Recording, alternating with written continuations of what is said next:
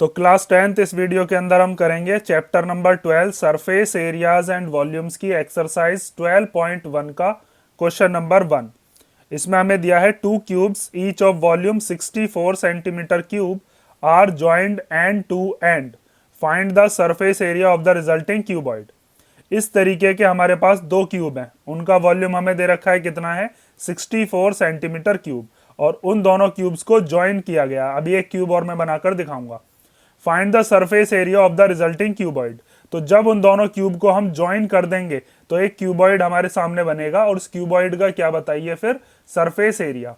तो देखो, अगर ये क्यूब दे रखा है तो क्यूब की सारी साइड तो इक्वल होती हैं। तो जैसे हम मान लेते हैं कि ये जो क्यूब की एक साइड है, ये इसकी क्या है, ये एज है। ठीक है, एज कह लो या साइड कह लो।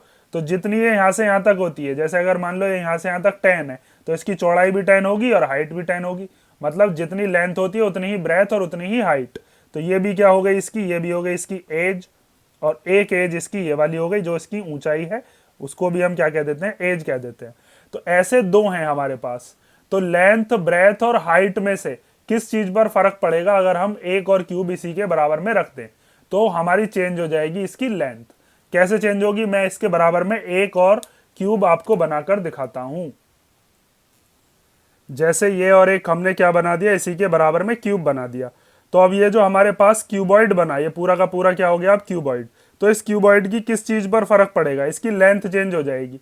यहां से यहां तक ये लेंथ कितनी हो जाएगी, पहले अगर मान लो यहां से यहां तक ये अगर 10 थी तो ये लेंथ कितनी हो जाएगी, अब 20 हो जाएगी, दुगनी।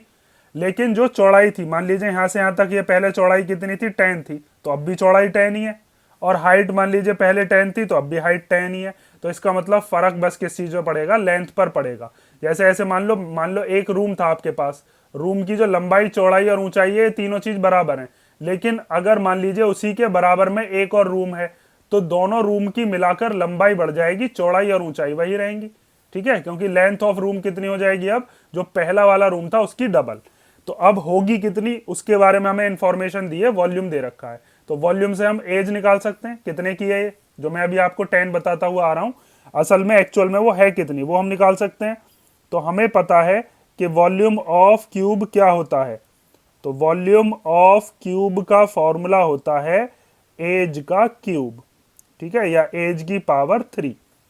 तो वॉल्यूम तो हमें दे रखा है कितना है, उसको हम रख देते हैं, वो है हमारे पास 64 इक्वल टू एज का क्यूब। इधर से क्यूब हटाएंगे तो इधर क्या चढ़ेगा, क्यूब रूट।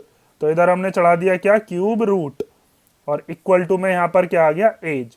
इसका प्राइम फैक्टराइजेशन कर लो, या तो 2 2 2 2 करके लिख लो, या फिर आपको पता होगा ये 4 का होता है। इसको हम ऐसे करके भी लिख सकते हैं, 4 into 4 into 4 equal to edge. तो एज कितनी आ गई अपने पास, edge of cube equal to आ गया है 4 सेंटीमीटर।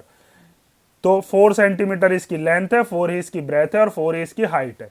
लेकिन अब जो हमारे पास रिजल्टिंग क्यूबॉइड आया, उस रिजल्टिंग क्यूबॉइड की हमें लेंथ, ब्रेथ और हाइट में से लेंथ जो है वो चेंज होकर मिलेगी। तो अब आप यहां पर लिख सकते हो, now length of the resulting cuboid, length of the resulting cuboid वो कितनी हो जाएगी। अगर ये एज आई है 4 की, तो यहां से यहां तक ये वाली एज भी कितने की होगी, 4 की ही होगी। यहां से यहां तक ये 4 की और ये वाली भी 4 की। तो टोटल जो हमारा क्यूबॉइड है उसकी एज कितनी हो जाएगी, 4 + 4 हो गया 8 सेंटीमीटर। उसके बाद जो चौड़ाई है, breadth of the resulting cuboid, जो हमारे पास क्यूबॉइड है उसकी ब्रेथ कितनी होगी। तो चौड़ाई तो इतनी रहेगी जितनी यहां से यहां तक थी, ये कितनी थी, ये एज थी कितनी, 4 सेंटीमीटर। तो अभी भी तो ये कितनी रहेगी, इसकी 4 ही तो रहेगी। यहां से यहां तक ये कितनी रहेगी, ये भी 4 ही रहेगी।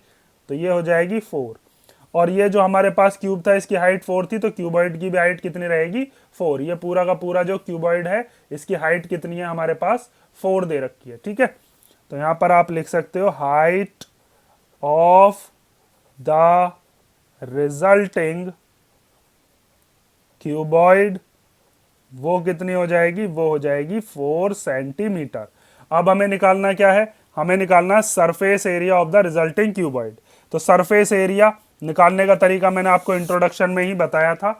तो यहाँ पर हम सरफेस एरिया कैसे निकाल सकते हैं, उसका फॉर्मूला होता है 2 into L B plus B H plus H L.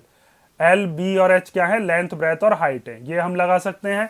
Lateral surface area क्यों नहीं निकाल रहे, क्योंकि यहाँ पर हमसे बताया नहीं है कि हमको 4 फेसेस का एरिया निकालना है, हमें तो सरफेस देखनी है। तो इसमें टोटल कितनी सरफेस होती हैं, 6।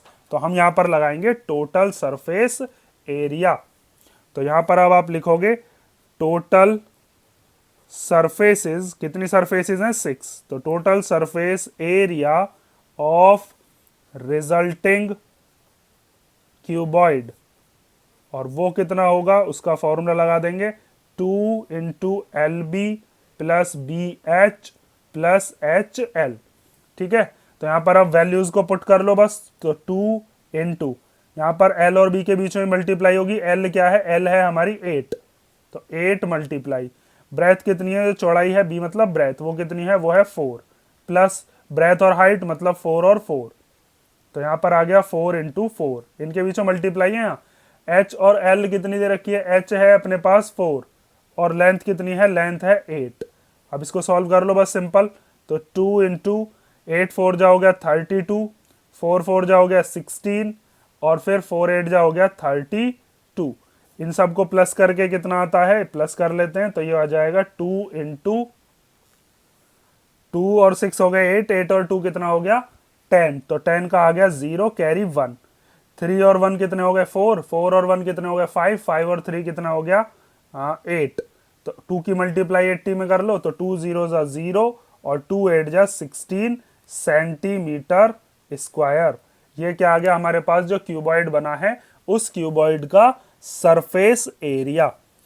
ठीक है, तो ये तो सिंपल सा क्वेश्चन था, इसको ध्यान से कर लो। अगर इसमें भी अब अगर आपको कोई डाउट हो तो आप कमेंट करके पूछ लेना, और नेक्स्ट वीडियो में हम करते हैं इसका जो नेक्स्ट क्वेश्चन है वो।